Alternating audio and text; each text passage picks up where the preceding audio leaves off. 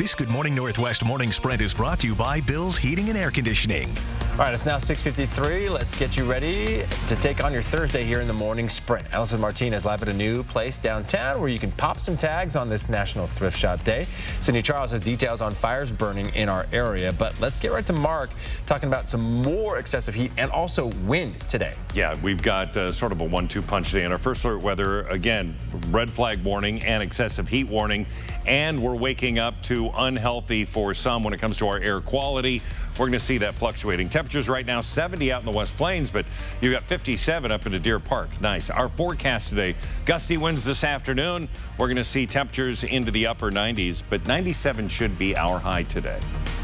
I had some breaking news this morning. One person died in a crash in Douglas County. According to Washington State Patrol, that crash happened on Highway 97 at milepost 220 in the town of Orondo. That's north of Wenatchee. Deputies say a car hit a tree and the road is blocked. WSDOT working on a detour. We'll continue to update you on this crash as we learn more.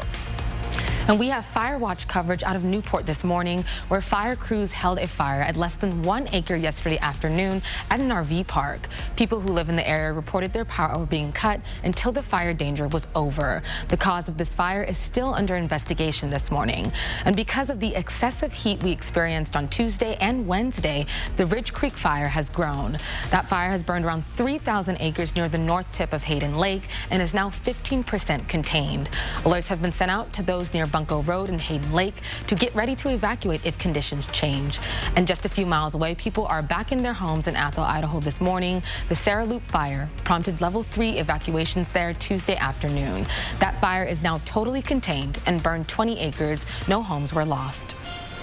Well, the woman accused of intentionally starting 3 big fires in the West Hills earlier this month made her first appearance in Spokane court.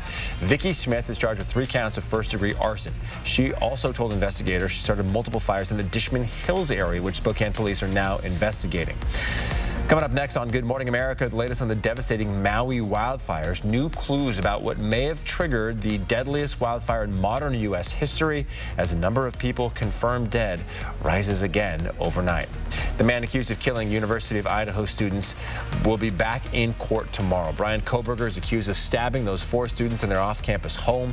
The hearing will address evidence from the prosecution challenging the genetic genealogy detectives used to link Kohberger to the crime scene. The hearing could also address Kohberger's request to stop the trial from happening altogether.